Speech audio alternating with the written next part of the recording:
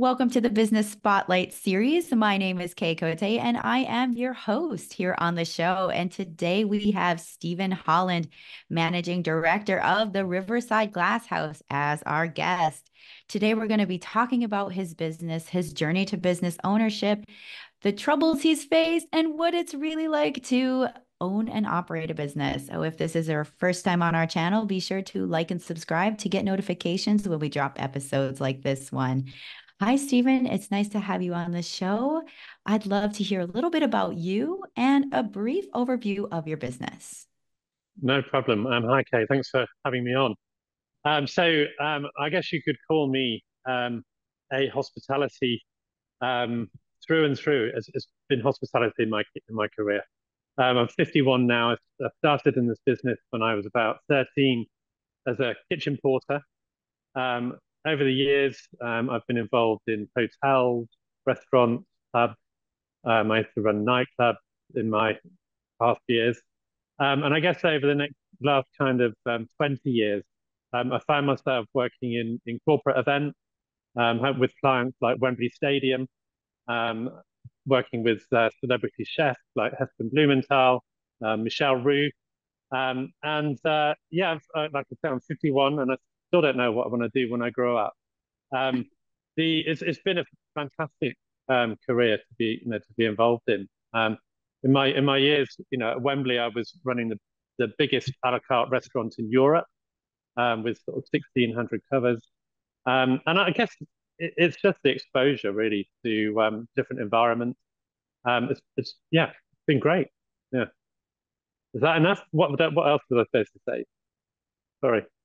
Oh, yes. No, that is great. That gives us a Yeah. great overview. So thank you for sharing about that, especially, your history in like within hospitality and what you've done previously. And I'd really like to dive into what you're working on now and kind of Sure. share about your role. Yeah, what does your role look like currently? Sure. I guess 5 years ago, we took over this amazing space that I'm sitting in now. We kind of focus, I guess we're 80% weddings. So normally we're doing, I don't know, anything 2 to 3 weddings every week. And 20% of the business is more kind of corporate clients like, I don't know, conferences and that kind of stuff. Um, Obviously, since COVID, the conferences have been a lot less. But fortunately, we've had the very strong wedding business to to keep us nice and busy. My As a managing director, I'm very hands-on. I have kind of learned over the last 5 years that I have to let go a little bit. I think you'll find me at every event. I'm very proud to say that in 5 years I've only ever missed one wedding, and it was a baby wedding. And you know, I think that's really important to me to see clients' journey through from kind of inquiry right through until delivery. But that said, I have got great team of people that I work with who also add an incredible amount of value to the customer journey as well. Oh, wow, that's really incredible. I'd like to hear how many teammates do you have or how many are on your team? So we're a family-owned business. So we have about 8 full-timers, and then because I guess you could say it's a seasonal business. We have about 59 people on the books, and then I also call on an agency that's based in Telford for when we're particularly busy. But Mm. yeah, it's dominantly a homegrown team. We really like to invest in people and you know, get them, I don't know, ready for their next move as well. Oh, definitely. Now, especially in focusing on the wedding industry, I'd like to know, like, if I were to walk in, and how would I know I would be a great client for your business? I guess, I mean, there's a lot, we put a lot of work into the brochures and the online presence. So a lot of the time, before people even walk in the door, they know that the price is right. They've seen us on Instagram. They know the visuals. They know what's going to be ahead of them. And really, by the time they walk in the door here, really it's about, are we the right people to help them plan their wedding? Mhm. We'll be give them a great tour, spend an hour or so with them, and just answer those really important kind of personal questions that they may have specific to their day and what their vision is for their day as well. It really is about building really strong first impressions with clients and inspiring them that you're going to be the people that they can trust with that most important day of their lives, one of the most important days. Oh, definitely. That sounds incredible. I just love to hear about these kind of, like how you sit down with your couples and, really talk to them and make sure that's a good fit. Kind of looking at the wedding industry as a whole or events as a whole, like how do your competitors compare to you? I've just managed to achieve number one space on Bridebook, which was one of the main sites that you may promote, your wedding venues through. When I say number one spot, that's number one spot in Warwickshire. And I think when I looked last, we were 17 in the UK, which I'm quite proud of as a very small small business. And it's really about we when we first took the venue on, we did every single job. We did it bespokely. And from those jobs, what we did was we took all of the best bits, and all of those best bits have kind of gone into the brochures. So although we're working with brochures I suppose, to smooth the planning journey, I feel where we're getting it right is that each wedding feels kind of bespoke. And there is always going to be bespoke elements to every wedding, not just well, actually, every bride and groom is different, and you tend to, after working with like 120 couples a year, what I really enjoy is I meet the couple, I get to know them really well, meet them several times. They may bring their family in, we get to know them. Tend to find that mums can be quite stressed about their children getting married, and we put their mind to rest. And then you see all of their friends and family come together on the day. And so it's a really nice role. I mean, I never really planned to become a wedding planner, but the venue and just the location has it's just kind of all kind of gone in that way. And I have no regrets about that. Well, I'd love to dive into how did you come into the venue and the wedding planning? So obviously, my background was kind of a lot of it was London based, and I was born in Leamington Spa, where we're sitting now, but moved away. I did college and everything here and worked here, and then I decided I was going to move to London, follow the yellow brick road, and in doing so, got to work with the celebrity chefs and great venues like Claridge's. I don't know, working all over the place. But then we had children. I got married to Sarah, who is our accountant as well in the business. She does all the finance. And we got married. We had about our first child. And just living in London just wasn't really working for us. So we decided to move back to Leamington, be near a parent, and of course, all the support with children that comes with that. And then I guess I was back for about 10 years, and I was still on the road. I was traveling at least 100 miles to, I don't know, the Open Golf at St Andrews or the Millennium Stadium in Cardiff for the rugby. And it took me 10 years to find this venue. And I suppose I was a bit like a dog with a bone, really. I kept phoning, it's a council owned building, and I kept phoning the council saying, when's the current lease up? Can we get a look in? And then eventually I got the call, and 5 years ago we got the keys. In fact, we've just completed 5 years, and we've just signed a new 10-year lease on the venue. So I guess hopefully by the time I'm 61, maybe I'll be thinking about winding down a bit, but who knows?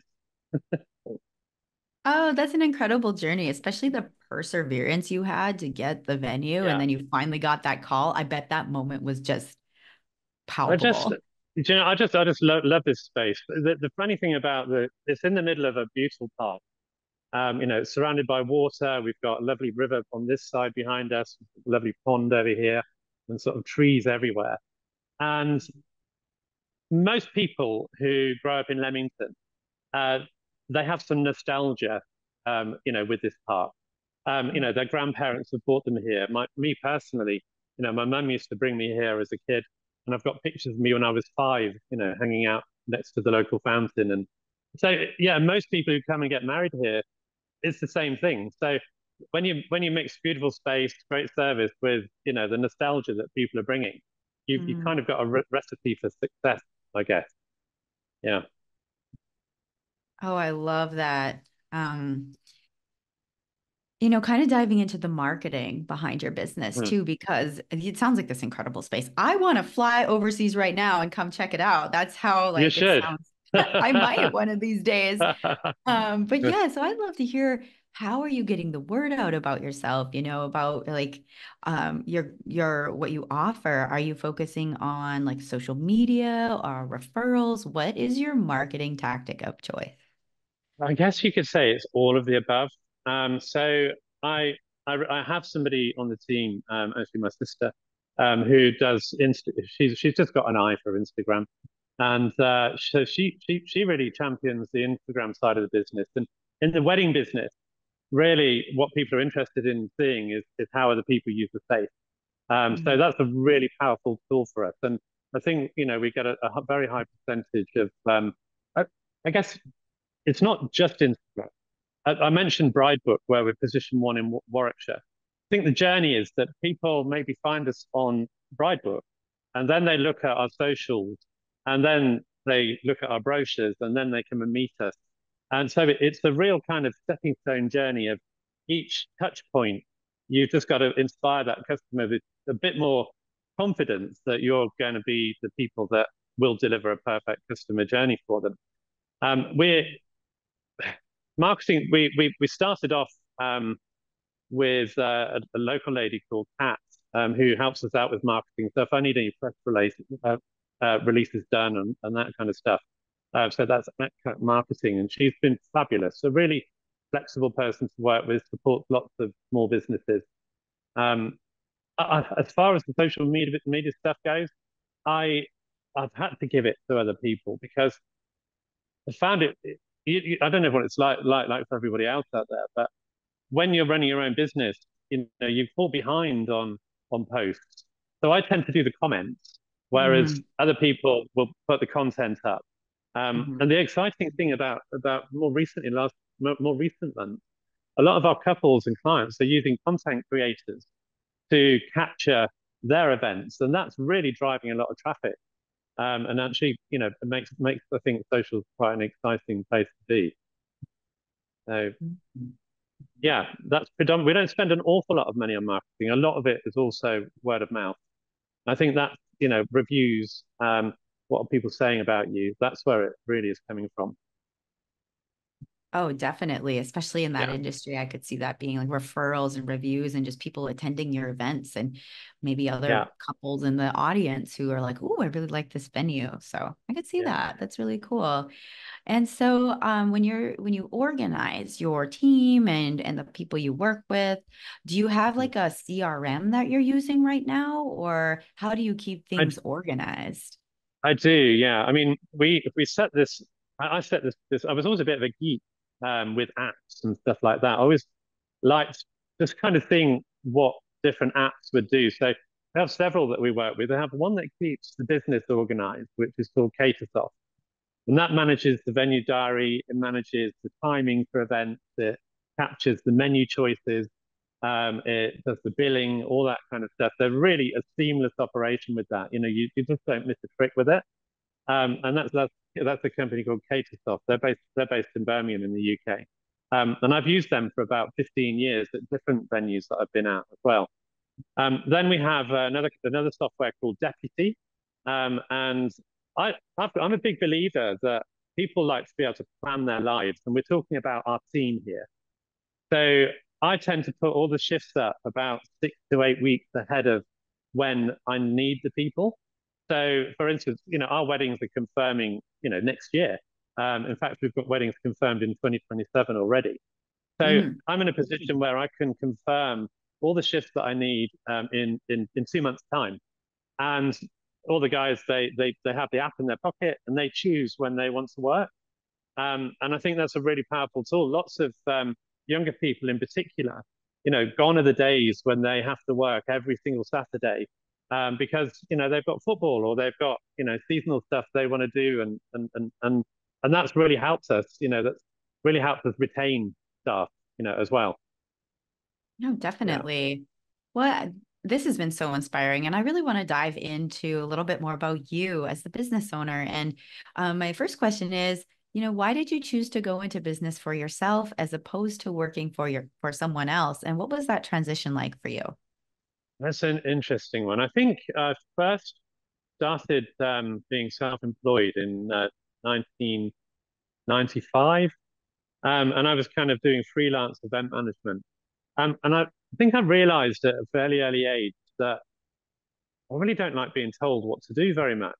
I don't mind being told what to do if I'm being told what to do by someone who knows more than I do. Hmm. Um, Genuinely knows more than what I do. And I think I'd worked on a couple of projects where it, the people that were own the businesses, they were real visionaries, but real risk takers as well. And you always kind of felt like, am I going to get paid at the end of this month? And I just got to a point where I thought I'm going to be better at doing this myself. I think I'm going to feel more secure.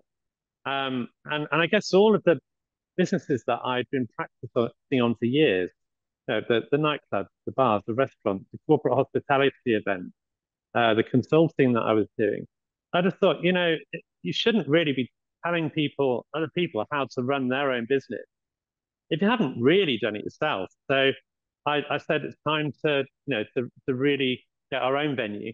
The beauty of this business is that because I was so well networked, I've been able to choose the best people also to sit at the top of the organizational chart with me. I've got, Sarah, who is my PA, and really the day-to-day contacts with all of our clients, and she's absolutely wonderful. We've got Russell, who's my exec chef, who's also a shareholder. And ever have I had a complaint about a meal in 5 years. In fact, people say it's the best food they've ever had at a wedding, which is lovely. But the journey from going from, I guess, sole trader into limited company, it's a really interesting one because you kind of think to yourself, oh my God, how can I take a PA on? How can I afford to do that? And then when you've done it, you think, oh my God, how did I afford not to do it? Hmm. And then it's really kind of a stepping stone. You first of all, you've got, a £4,000 or £5,000 month, a wage bill on your hands. And before you know it, you're into sort of 40, 50, £60,000 a month. And it just kind of grows organically like that. And I think once you've got your head around that, then the rest of it just kind of, flows. One of Hmm. the biggest challenges, I guess, um, is learning how to kind of let go and trust other people to, I guess, do what you're paying them to do, asking them to do as a team. So, but I think we've achieved that as well. Yeah. That's Does really that answer your insightful. question? Mm, Yes, very much. That was really yeah. great. And kind of like now, like diving into this rapid fire section of questions, I'm going to be asking you four questions. Answer first thing, top of mind, and just like giving people that insight to you as a business owner. So, are you ready for some rapid fire? I'm down. I'm down. Yeah. Mm, All right. Our first mm. question is, what is the key to success for you? Um, it's people. You wouldn't work in this business unless you really love people. And the Mhm. key to success in my world, I've always judged the success of every single event that we do by how my team appear at the end of it. If you've got a happy team at the end of a 12, 13, 14-hour day, you've got a happy client. And for me, that's where the success comes from. Realizing that you can't do this on your own. Mhm. And everybody who is on your team, what I love is a diverse team. I want some people that are a bit more shy. I want some louder characters. I want some people that are steady eddies. Some people that, just zipping all over the place. When you pull all of those different personalities and skills together, um, you can really deliver something quite special, for clients. There's a couple of things that I do pre-service. Always do a really in-depth pre-service brief. We do role plays, about how we're going to be delivering food to tables and different styles of service. We also have a couple of cheeky rules that people don't really know about, where we talk about the 6 foot rule. So none of my team will walk past a customer without saying good afternoon or good morning within 6 foot. And I think it's those kind of unwritten things that customers notice. They leave at the end of the day and say, "Oh my God, what was that? What just happened to me?" Yeah. And that's kind of what we aim to achieve. Really, it's just the extra 1%, in service and customer touch point. Oh, that's great. Those are great keys to success. And so, what is one piece of advice you have for other business owners? I think invest in your people. Mm. So you'll struggle to get me off talking about people because it is the most important thing. We when a lot of hospitality businesses over the last few years have really struggled with staff, with getting the right amount of people to deliver the right service. And what I tend to do is I give my team a finder's fee for introducing other great people. And I tend to recruit people, but with a glint in the eye. If somebody's got a glint in the eye, and that they've got a lot to bring to the table, even if you've got to invest in them and train them from the ground up, they within 6 months or 3 months or even 2 years, I've got people working for me now who started at 16, who are now Mhm. 18, and they're fully fledged mixologists behind the bar, chucking bottles around and making cocktails. The confidence that I've seen in them grow, we obviously benefit from, and it's just a delight. I think that's the real kind of soft skills answer. The other answer is what's your cash flow? Make Mhm. sure that you keep on top of your cash flow. Don't, open yourselves up when you're a busy operator. Make sure you've got somebody in the team that is looking at the cash flow and looking ahead, making sure that you're not walking into, any financial disasters. With being a family-owned business, we utilized my father-in-law, Eric, who's the chair in the business, to do that because as a busy operator, you do prioritize people and clients, and that's been absolutely uh, the probably the saving grace, over the last 5 years, for obvious reasons. Yeah. Mm, that's an Mm. incredible answer too, and I completely agree. The third question is, what is a book or any piece of content, could be a podcast, anything that you've taken in most recently?